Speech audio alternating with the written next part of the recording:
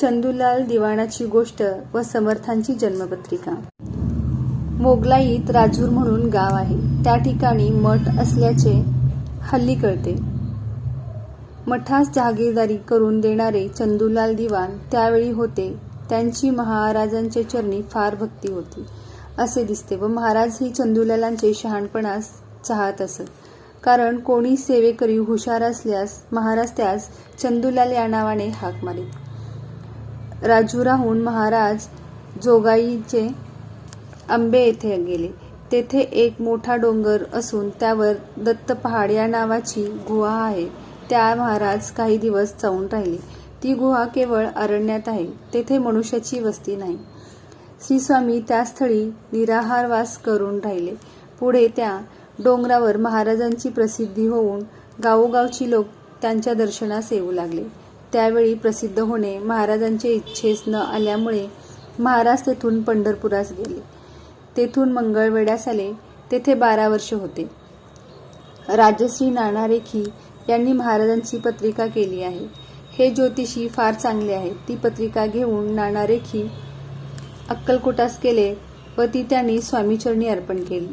तिचा इत्यार्थ समर्थांचा अवतार शके 1071 चैत्र शुद्ध तृतीया रोज गुरुवार अश्विनी नक्षत्र प्रतियोग प्रातःकाळी 2 घटिका दिवसास मेष लग्नी हस्तिनापुराहून 12 कोसावर छिलेखेडी ग्रामी वडाचे झाडाखाली गणपती मूर्ती सानिध्य झाला. महाराजांचा भक्त रामसिंग ह्या गोट्या खेळीत असतात. त्याचवर गोटीचा डाव आल्यामुळे समर्थांची 8 वर्षाची मूर्ती धरणीतून प्रकट झाली.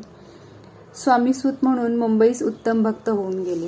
जातीने शूद्र असून एकनिष्ठ भक्तीने महाराजांची कृपा संपादन करून मुंबईस कांदेवाडीत त्यांनी समर्थाचा मठ स्थापन केला आहे.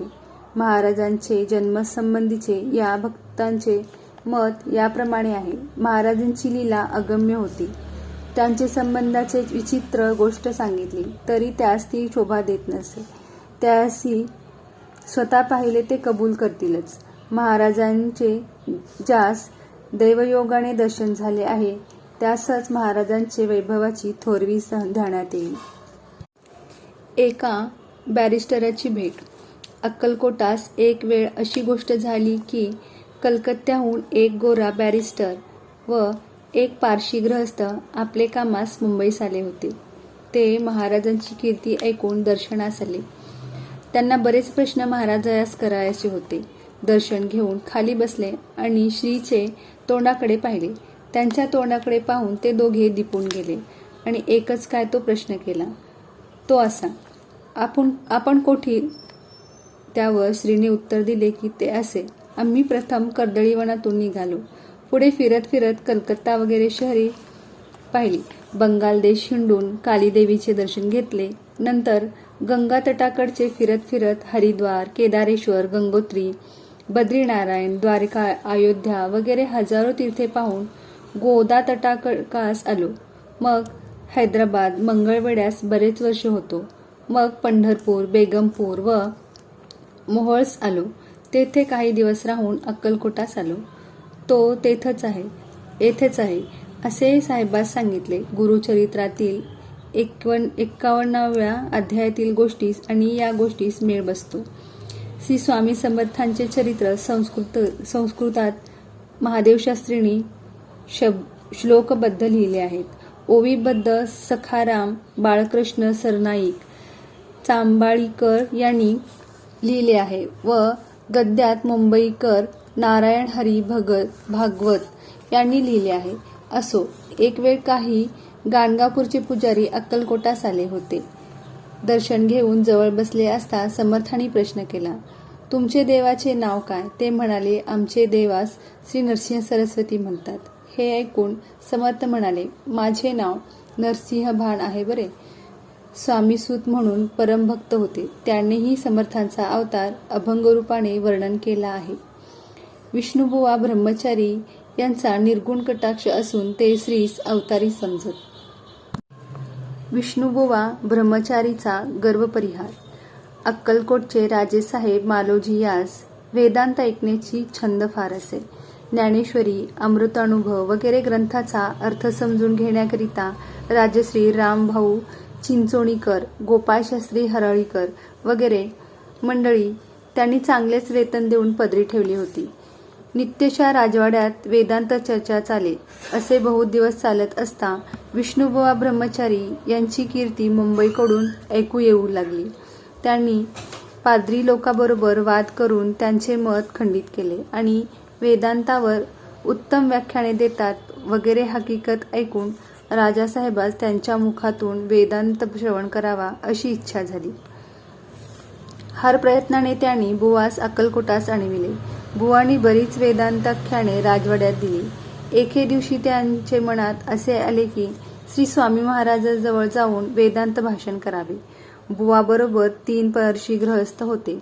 तेही त्यांच्याबरोबर महाराजाकडे गेले. महाराजांचे दर्शन घेऊन बुवांनी वेदांतपर बहुत वेळा भाषण केले. शेवटी त्यांनी ब्रह्मतदा करता कशी असा श्रीश प्रश्न केला. बुवाच्या सर्व गोष्टी महाराजांनी ऐकून घेतल्या, परंतु उत्तर म्हणून दिले नाही. तेव्हा बुवास वाटले स्वामी वेडे आहेत आणि ह्यांची उगाच कीर्ती झाली आहे. आपण मात्र मोठे विद्वान व महाराजांपेक्षा श्रेष्ठ आहोत असा अभिमान धरून पारशासह बुवा बिराडी गेले. त्याच रात्री स्वप्नात बुवाच्या अंगावर हजारो विंचू पडले व एक विंचवाने त्यांना दंश केला असा भास झाला. बुवा घाबरून भयभीत होऊन त्यांची बोबडी वळली आणि मेलो मेलो अशा बोंबा मारीत बुवा उठले. पारशी नजीकच निजले होते. ते जागे होऊन बुवास सावध व्हा सावध व्हा म्हणून त्यांनी शुद्धीवर आणले. स्वप्नातील मजकूर बुवांनी पारशास सांगितला. आपण महाराजास नावे ठेवली, त्याचे तर हे फळ नसेल ना अशी बुवाच्या मनात शंका आली. दुसरे दिवशी पारशासह स्वारी महाराजाकडे आली. दर्शन घेऊन पुन्हा वेदांतपर भाषण करून शेवटी ब्रह्मतदा करता कशी व कोणत्या साधनेने होते अशी त्यांनी पुन्हा प्रश्न केला. महाराज म्हणाले, हात गाडवा. स्वप्नात हजारो विंचू अंगावर पडले आणि एक विंचू चावला तर बोंबा मारीत उठलास आणि गोष्टी तर वेदांताच्या करतोस, तर तू केवळ पडत मूर्ख आहेस. ब्रह्मतदा करता काय वाटेवर पडली आहे. पुष्कळ वाचाळपणा करून ब्रह्म बोलून कोटीवर कोटी वेदांत बोललास म्हणून योगी झालास काय. उठ, आल्या वाटेने चालत्या हो. बुवास आणखी काही मनोमय खुणा सांगितल्या. बुवा मनात खजील होऊन बिराडी गेले. श्री स्वामी समर्थ अवतारी आहेत अशी बुवांची खात्री झाली. श्री स्वामी समर्थ महाराज मंगळवेढ्यास 12 वर्ष पवत राहिले, पण तेथे ते फारसे प्रसिद्धीस आले नाही. ते गावात क्वचित येत. हमेशा ते रानात राहत असत. गावात आले तरी गलिच्छ ठिकाणी बसून कोणी काही दिले तरी खाऊन पुन्हा जंगलात जात. पटवर्धनाने कुरण मंगळवेढ्यास आहेत त्या महाराज बहुत करून राहत असत. रानात असताना ते उदरनिर्वाह कसा करीत हे त्यांनाच ठाऊक. गावातील लोक हा कोणी वेडा मनुष्य आहे असे मानीत. पुढे महाराजांचे अद्भुत चमत्कार पाहून महाराजांच्या ठिकाणी त्यांची श्रद्धा बसली. मंगळवेढ्यास महाराज दिगंबर बुवा या नावाने प्रसिद्ध झाले. त्याच वेळेस मंगळवेढ्यास बाळकृष्ण बुवा साधू म्हणून प्रसिद्धी झाले. त्याने अनेक चमत्कार केल्याचे कळते. एकदा देवीचे आजाराने एका मुलीचे डोळे गेले. डोळे येण्याविषयी मुलीच्या आईबापांनी बहुत इलाज केले, गुण येईना. एके दिवशी बाळकृष्ण बुवा त्यांच्या घरी गेले. आईने मुलास बुवांच्या पायावर घालून प्रार्थना केली की मुलाचे डोळे गेले. औषधोपचार बहुत केले, पण डोळे आले नाहीत. बाळकृष्ण बुवांना करुणा आली. त्यांनी तेथलाच एक झाडाचा पाला आपल्या हातावर चोळून मुलाच्या डोळ्यावर बांधला आणि 3 दिवस उपोषण करण्यास सांगून ते चालते झाले. 4थ्या दिवशी डोळे सोडताच मुलास चांगले दिसू लागले. मंगळवेढे गावाबाहेर एक गोरबाब म्हणून विहीर आहे. तिचे पाणी 4थाही गाव पीत असतो. त्या विहिरीचे पाणी 1 साल अगदी अटले. बुवांनी ही अडचण पाहताच आपण त्या विहिरीत 3 दिवस अहोरात्र बसले. 4थ्या दिवशी विहिरीत पाणी पुरुषभर झाले. मग बुवा बाहेर आले. असे अनेक चमत्कार बुवांनी केले, पण त्यांचे कोणी टिपण ठेवले नाही. हे बुवा महाराजास देव माने. हे बुवा दर्शनास आले म्हणजे समर्थांनी दोन्ही हात कटीवर ठेवून विठोबासारखे उभे राहावे व बुवानी पायावर मस्तक ठेवावे असा पाठ असे. हे बुवा पुढे पंढरपुरास गेले आणि श्री स्वामी समर्थ अक्कलकोटास आले. गाय दुग्धवती केली. मंगळवेढ्यास महाराज असता एक वेळ एका ब्राह्मणाकडे गेले आणि त्यांनी त्याचकडे दशमी खाण्यास मागितली. ब्राह्मणाने महाराजास सांगितले की दारात गाय बांधली आहे पण ती दूध देत नाही. हे ऐकून महाराज गायीजवळ गेले आणि गायीच्या पाठीवर हात फिरून म्हणाले, बाई, हा ब्राह्मण कुटुंबवत्सल आहे, यास दूध देत जा. असे गायीस म्हणून ब्राह्मणास सांगितले की हिचे दूध काढून आज मला दशमी करून ठेव, मी संध्याकाळी येईल. त्या ब्राह्मणाने समर्थांचे बोलण्यावर विश्वास ठेवून गायीचे दूध काढले आणि महाराजास दशमी करून ठेवली. ती महाराजांनी सायंकाळी येऊन खाल्ली. पुढे त्या ब्राह्मणाची उत्तम प्रकारची भरभराट झाली.